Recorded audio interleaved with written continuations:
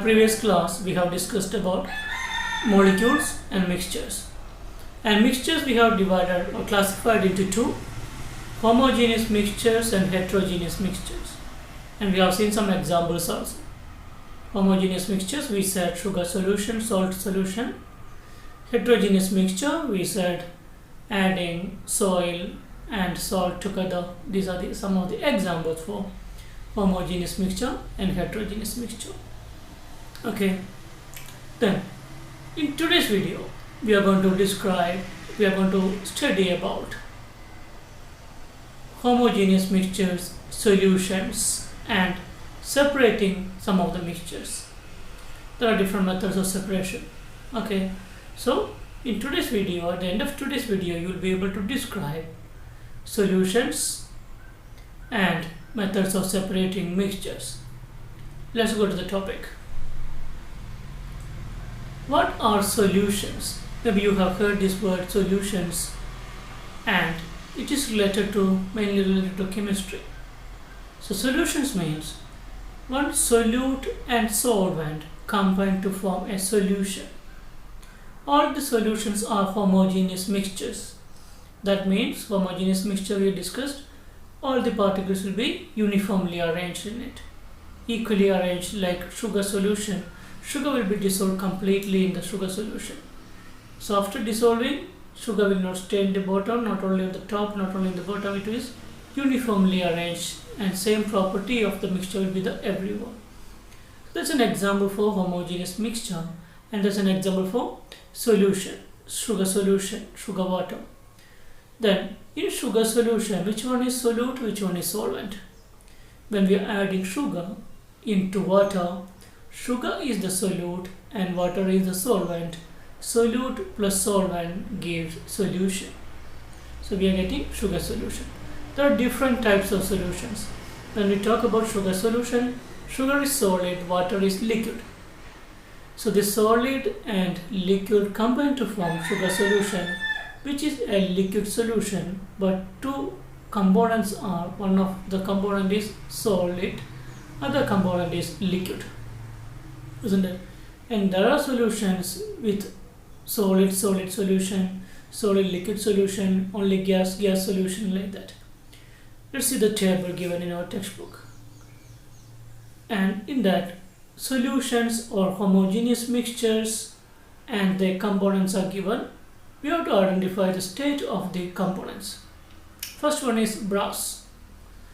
When we are talking about the solution brass, the constituent particles are zinc and copper. Second one, soda, water and carbon dioxide. Third one, glycerin, dissolved in water, air, nitrogen, oxygen, carbon dioxide, water vapor, etc. These are the things. So based on the constituent particles, identify the characteristics of each solution. That's what we have to write. First one is brass. Brass is made up of zinc and copper. Zinc is a solid and copper is another solid. These two solids combine to form brass. Next one is soda. Soda, which we are using for drinking purpose. As we open the soda bottle, we know that bubbles will be coming out. All the fizzy drinks, bubbles will be coming out. That means water is mixed with carbon dioxide. The bubbles are carbon dioxide. So with the water, carbon dioxide is added, and that's a solution of soda. Next is glycerin dissolved in water. It's very clear, right? Glycerin is liquid, water is another liquid. When we mix these two, liquid are forming. Then air. In air, gases are combined. Isn't it? All those things given, nitrogen, oxygen, carbon dioxide, water vapor, etc. All these things are gases. So air is made up of different gases. So complete that. Under the table, you have to fill it. Okay. Next we are going to discuss about separating some mixtures. How can we separate the mixtures? We know compounds are there and mixtures are there. Compounds we can separate by using chemical methods, and mixtures we can separate easily. One example, you have rice at home, there are some sand particles or stones in it, small stones in it. How you will separate that stones from the rice. We'll take it with our hand, right? That is hand picking. That is one method of separating mixture.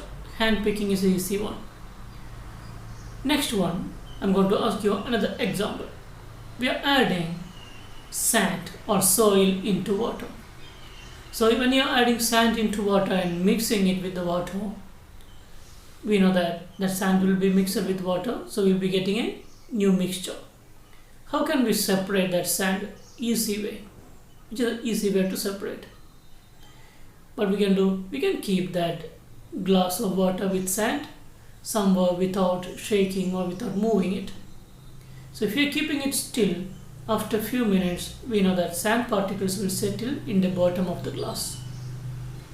So this type of separation method is known as decondition. We can separate by using decondition. The sand from water can be separated from decondition. Find more examples where we can apply decondition. Next one, what is another method we can use to separate sand from water? What is the other method? If we are preparing tea in your home, we'll be adding tea powder into water, and after boiling we have to remove the tea powder. How can we separate the tea powder from water? What we can do, we can use a filter, right? So by using a filter, we can separate the tea powder from tea, and sand from water also we can use filter, isn't it?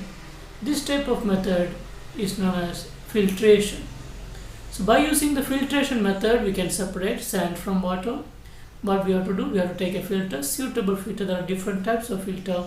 Filter paper is there, and there are very naturally we can make bamboo filter. And we can make filter by using soil, sand, and carbon, or these things. We can also make filter by using cloths. Cloths we can use as filter, and there are metal wire gauze filter. So different types of filters are there. So by using different filters, we can conduct filtration, and we can separate the components. Okay, so that method is separate filtration. So in filtration, we can separate insoluble substances or insoluble solids from a liquid. We can separate by using filtration. One example, if you're adding sand, sugar and water, mixing these three things, we cannot separate sugar from water by using a filter, but we can separate sand from water by using a filter. Okay, so two methods you have to remember: filtration and decondition. Decondition, we have to keep it still, the mixtures, solid particles will settle down. Sand from water can be separated. And in filtration, we can use a filter, then we can separate a solid, insoluble solid from the solution. So in filtration, by using a sieve, we can separate the largest particle or size particles with bigger size. Okay, so that's all from our today's class. Solutions: solid solution, solid liquid solution, solid gas solution, liquid gas solution, gas solutions are there. Two gases combine to form a solution, isn't it? Glycerin and water, liquid solution. Okay, then we have learned about decondition and filtration. Okay, that's all from today's topic. Do the follow-up activity we have mentioned about solutions. That's all from today. We'll discuss more in our live class. Thank you.